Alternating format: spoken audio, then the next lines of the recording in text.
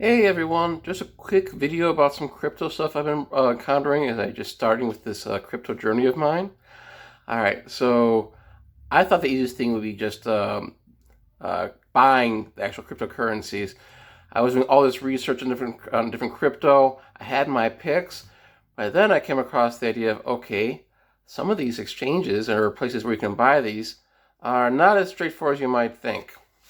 So some major things you'd be looking at when you start out is there's wallets. Wallets are places where you can store cryptocurrencies, and then there are places or centralized exchanges where you can buy cryptocurrencies using cash or fiat money. Fiat money meaning national tenders from different countries, so the U.S. dollar, pound sterling from the UK, yuan, Australian dollars, whatever have you.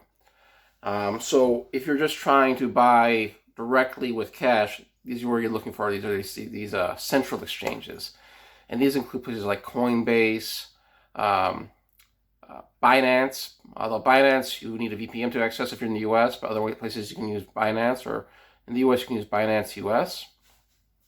Or another thing I actually found out, if you're going to use Coinbase, you may want to look into using Coinbase Pro. The transaction fees are actually a little cheaper with Coinbase Pro. There's also Kraken. There's some pros and cons with Kraken versus Coinbase Pro. I'm actually with Kraken myself more for most of my cryptocurrencies right now, at least for the ones that are on that exchange instead of Coinbase Pro. But it has to do with the fees and what you actually can buy. I do know you can buy more cryptocurrencies on Coinbase Pro than on Kraken. All right, so those are the centralized exchanges, but there's also the decentralized exchanges. Now, these are places where you exchange for one cryptocurrency for another.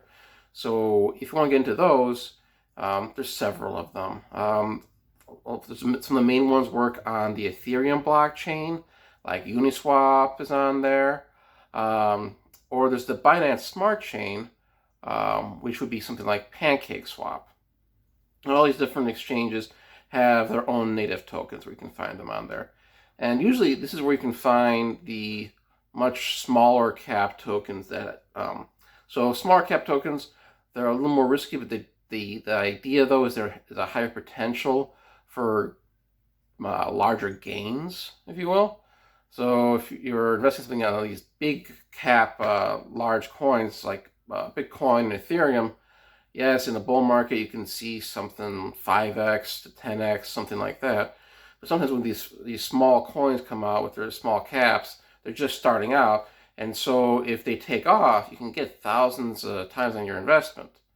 The trick is making sure you're investigating these coins enough. You actually know which ones to actually pick. But where you actually find these, you find these on these decentralized exchanges.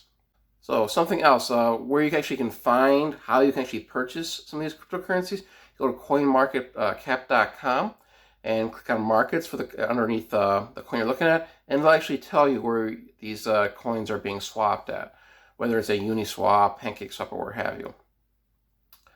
All right, something to keep in mind though, Ethereum blockchains have the Ethereum gas fees. The gas fees for the Binance Smart Chains are much smaller, but again, different coins on each, depending on what their native underlying structure is. Whether it's an Ethereum-based coin or from that's on the Binance network. That's all I want to fill in you guys with right now. Probably come with you with some of my more buying strategies, that sort of thing.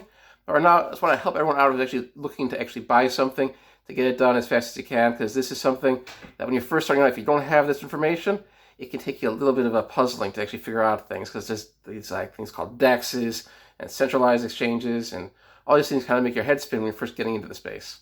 All right, thanks a lot. I hope that you thought that was helpful. And if you liked it, please hit that subscribe button, that like button, and that'll let me know I can send you more stuff and tell you more about this stuff. All right.